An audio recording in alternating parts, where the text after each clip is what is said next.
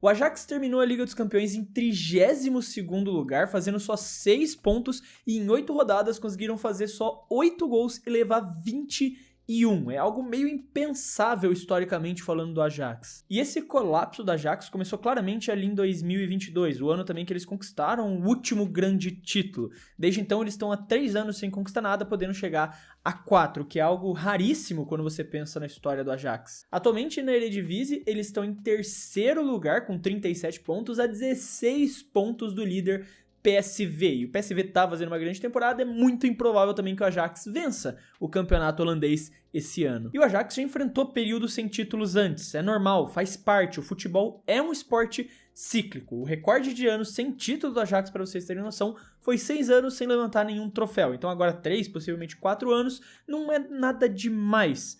O grande problema é que esse período sem títulos geralmente está vinculado a um processo de reconstrução. Como eu falei, o futebol é cíclico, você vai ter períodos de alta e períodos que seu time vai estar ali numa fase de reconstrução para tentar voltar ao ápice. Só que hoje, o Ajax não está passando por uma fase de reconstrução, eles estão passando por uma fase extremamente caótica que foi causada por uma sequência de decisões horríveis que foram tomadas ao longo dos últimos anos. Quando a gente volta para 2019, por exemplo, o Ten Hag encerrou um jejum de 5 anos quando ele conquistou a Copa da Holanda, a KNVB Cup, com o Ajax. E a partir daí o clube entrou ali num círculo virtuoso, dominando o campeonato nacional e conseguindo uma certa relevância continental. O que mostra um grande contraste com o cenário atual, que mostra que exatamente alguma coisa foi quebrada no meio do caminho. E o primeiro grande golpe foi exatamente a saída do próprio Erik ten Hag. Isso porque quando ele assinou com o Manchester United, ele não saiu sozinho. Ele levou com ele o Antony e o Lisandro Martinez. Além disso, o clube perdeu outros jogadores no mesmo período. Sebastian Haller, que era o principal atacante, que tinha feito 34 gols em 43 jogos na temporada 21-22,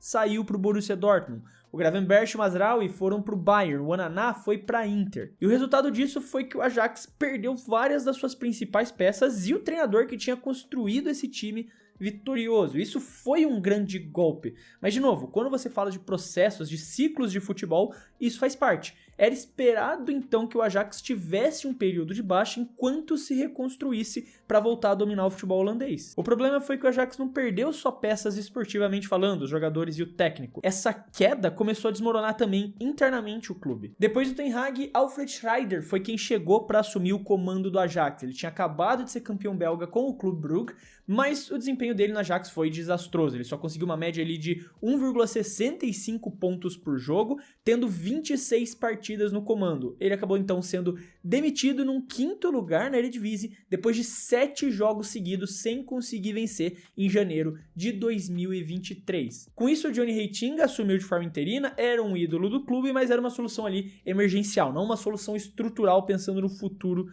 do Ajax. Agora, enquanto o clube estava tendo esses problemas dentro de campo, como eu falei, a estrutura interna estava completamente quebrada. E tudo isso começou, na verdade, um ano antes da demissão do Schreider, em fevereiro de 2022, com a saída do Overmars. Isso porque o diretor esportivo do Ajax, Mark Overmars, renunciou depois de admitir estar enviando recorrentemente fotos inapropriadas para as funcionárias do clube. É exatamente isso que você pensou que ele estava enviando. E esse escândalo foi gigantesco lá no futebol holandês, no Ajax principalmente, e não teve como, a pressão foi gigantesca. O Overmars teve que renunciar ao cargo e acabou saindo então do Ajax em fevereiro de 2022. E a saída dele criou um rombo na estrutura esportiva do clube. Isso porque o Overmars era o responsável direto por todo esse sucesso esportivo que o Ajax estava tendo. Ele tinha reformado a estrutura das academias de base do clube e também criado uma rede de scouting internacional para fortalecer ainda mais o elenco e também pensar em vendas futuras. Para vocês terem noção daquele elenco que chegou na semifinal da Champions League, 3 jogadores tinham vindo da base do Ajax durante a gestão Overmars: o De Ligt, o De Jong e o Van de Beek. Sem falar que com esse scouting agressivo e inteligente que ele construiu na América do Sul, na América Central, ele conseguiu trazer durante a sua gestão jogadores-chave também, como o Antony, o Lisandro Martinez, o Edson Álvares, o Tagliafico, Mohamed Kudus, Hakim Ziyech. E essas contratações, essa visão que o Overmars tinha, começou a trazer um resultado esportivo, com o Ajax dominando o futebol holandês e também chegando na sua primeira final europeia em mais de 30 anos, na final da Europa League de 2017. E tudo isso então pavimentou o caminho pro Ten Hag, não desmerecendo o trabalho que ele fez no Ajax. Claro que a mão dele foi importante pro sucesso daquele clube, tudo que eles conquistaram, mas o Overmars fez um trabalho para fortalecer aquele elenco e dar de bandeja um elenco recheado de ótimos jogadores pro Ten Hag poder trabalhar. Além disso, uma peça importante para toda essa estrutura era o Van der Sar, sim, o goleiro histórico, ídolo do próprio Ajax, que trabalhava como CEO do clube. Na verdade, ele começou trabalhando lá como diretor de marketing e eventualmente subiu para a posição de CEO. E o Van der Sar e o Overmars tinham uma química muito boa na relação. Um confiava muito no trabalho que o outro estava fazendo e dava essa liberdade um para o outro poder fazer seu trabalho sem que houvesse uma interferência. Se o Overmars pedisse a liberação de dinheiro para o Van der Sar, por qualquer motivo que fosse, seja para algum investimento na rede de scouting ou para a contratação de algum jogador, o Van der Sar liberava a grana sem pensar duas vezes, porque ele confiava no trabalho que o Overmars estava fazendo com o clube. Então a saída dele quebrou essa dinâmica de confiança que funcionava muito bem dentro do Ajax. Então o clube ficou praticamente um ano sem um diretor esportivo de fato, sem alguém que tomasse as rédeas para onde esse dinheiro deveria ser investido, em quais contratações o Ajax deveria focar, onde a rede de scouting devia buscar os novos talentos. Isso até que em abril de 2023 eles apontaram Mislintat como o novo diretor esportivo. Ele foi nomeado como o primeiro estrangeiro, o primeiro não holandês a assumir o cargo de diretor esportivo dentro do Ajax, e ele tinha esse perfil exatamente de ser um scout talentoso, de ser alguém que tinha a capacidade de identificar jovens com potencial muito bom, porém, um adendo muito importante é que ele tinha um histórico extremamente irregular como gestor, porque apesar de ser um ótimo olho para encontrar talentos, a experiência que ele teve em outros grandes clubes, como a passagem dele no Arsenal, não foram muito positivas, em que ele deixou o Arsenal, na questão de transferências, falando exclusivamente, não das finanças gerais do clube, num prejuízo de 103 milhões de libras, ou seja, ele contratava vários jovens talentos que realmente tinham potencial, mas os que não davam certo ele não conseguia revender por valores que ultrapassavam os valores que eles gastaram contratando esses jogadores em primeiro lugar. E a gestão dele no Ajax também já foi ligada a vários casos bem suspeitos, como o caso do Borna Sosa, por exemplo. Claro que não houve nenhuma acusação formal em relação ao Mislintat nesses casos, mas ficou ali ainda uma questão muito suspeita por parte da torcida do Ajax dele contratar alguns jogadores que faziam parte de agências das quais ele tinha participação como sócio, das quais ele tinha comprado ações. E o caso do Borna Sosa foi um dos que ficou mais evidente por ele gastar um valor acima do mercado do jogador, contratando de novo de uma agência em que ele tinha participação como sócio. E esse talento que ele tinha para os jogadores também não vingou muito no Ajax, porque na sua primeira janela como diretor esportivo do clube, ele contratou 12 jogadores, dos quais 3 até hoje estão atuando no Ajax, 4 estão emprestados para outros clubes e 5 foram vendidos por valores abaixo dos quais o Ajax pagou inicialmente. E as coisas ficaram ainda piores quando no final da temporada de 2022-2023 o Van der Sar renunciou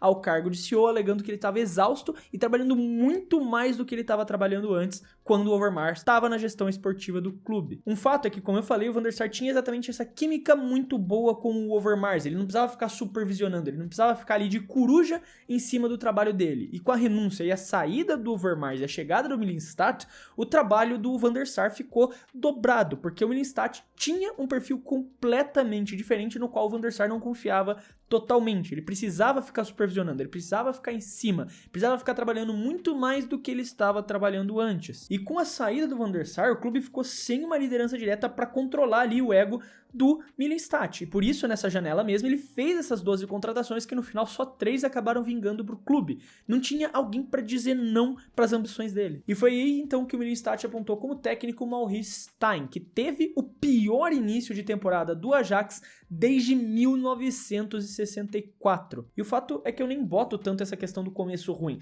do Ajax nas costas do Stijn, mas sim porque o clube tinha virado completamente algo diferente. O modelo de contratações do Mislintat era muito diferente de como o Ajax estava acostumado a fazer nos últimos anos na gestão do Van der Sar e do Overmars. Ele passou a buscar um estilo de jogador que não batia com as convicções do que o Ajax planejava. Ele estava indo atrás de jogadores jovens e inexperientes que não tinham o conhecimento do que era a pressão de jogar num grande clube como o Ajax.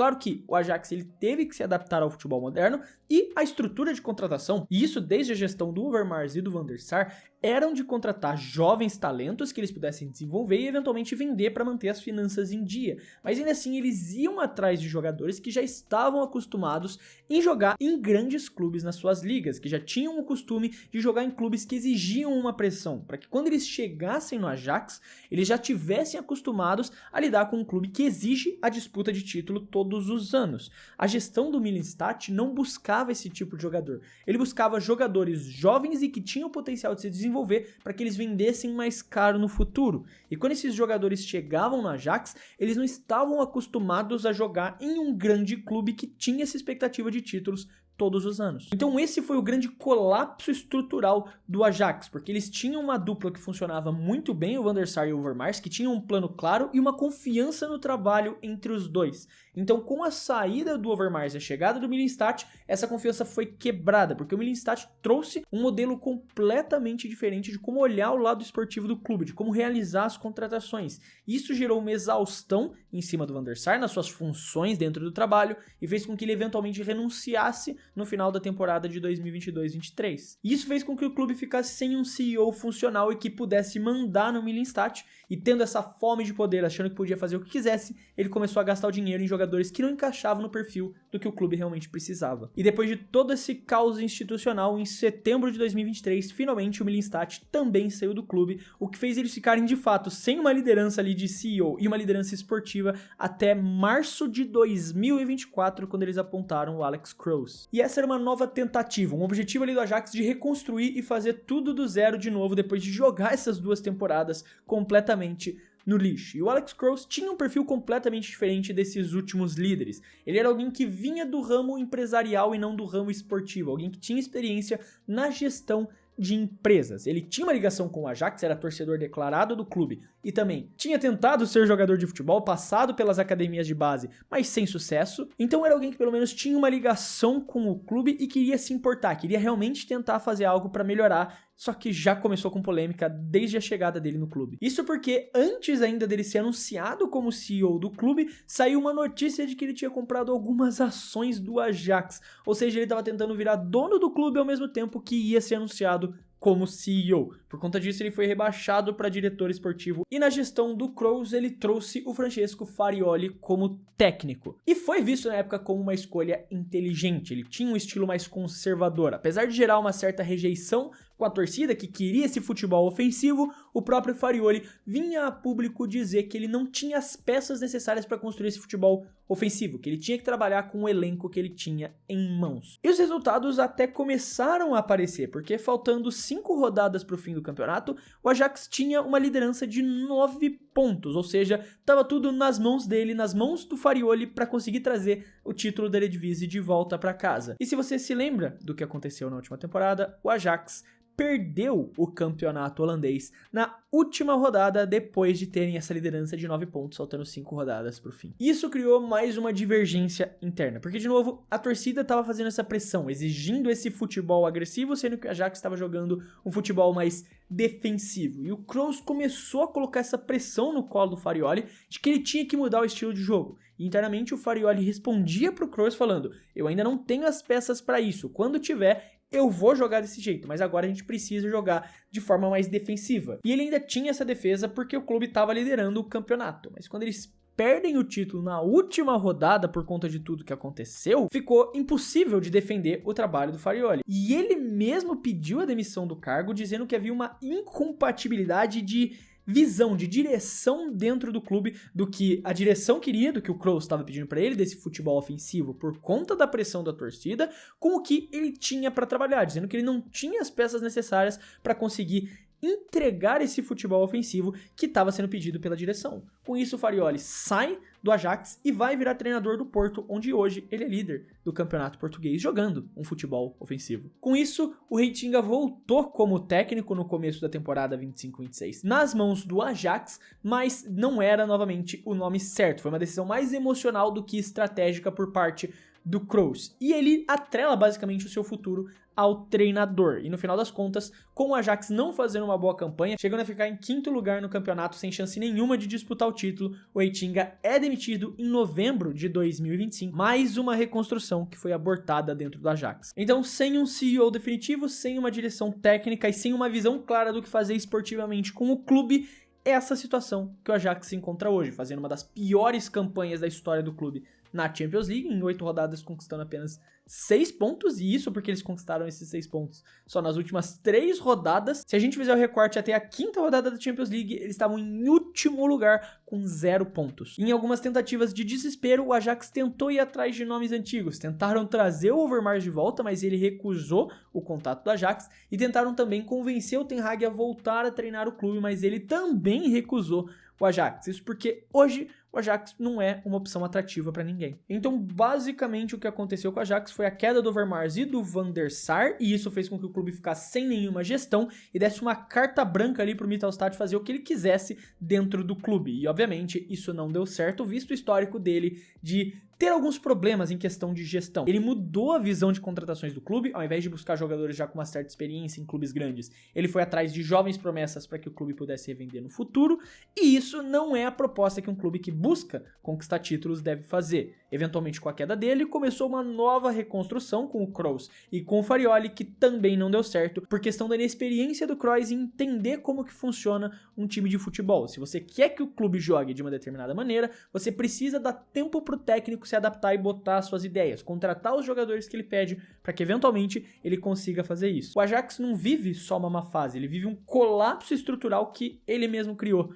É um clube histórico preso dentro desse ciclo que foi criado por decisões ruins do próprio Ajax. Mas aí tá, o que aconteceu com o Ajax? Como o clube teve esse colapso estrutural nos últimos anos? Eu quero saber a sua opinião, o que você achou desse vídeo, se você achou que faltou alguma informação, se você gostou, não gostou, sempre quero saber o que você tem a dizer. Então não esquece de deixar a sua opinião aí nos comentários. Lembrando aqui também que se você gostou do vídeo e quiser ajudar o Clube do Fute, você pode fazer isso se inscrevendo no canal, que ajuda muito a poder continuar produzindo todos esses vídeos aqui pra vocês. Nesse domingo, agora, eu vou estar em Brasília por conta da final da Supercopa do Brasil, eu vou estar assistindo o jogo entre Corinthians e Flamengo, mas quando eu retornar, eu vou começar a fazer mais vídeos por semana. Atualmente o Clube do Fute posta de 1 a 2 vídeos por semana, mas eu já tô com um planejamento para conseguir postar ali de 3 a 4 vídeos a partir da próxima semana com o meu retorno, depois da ida à final da Supercopa do Brasil. Também vai ter um vídeo meu contando toda a experiência de como foi estar lá no jogo. Espero que vocês gostem desse tipo de vídeo ali. Vai ser uma tentativa diferente de fazer um vídeo mostrando minha experiência indo até um jogo diferente. No mais, eu quero deixar um abraço para você que ficou até aqui e até o próximo vídeo.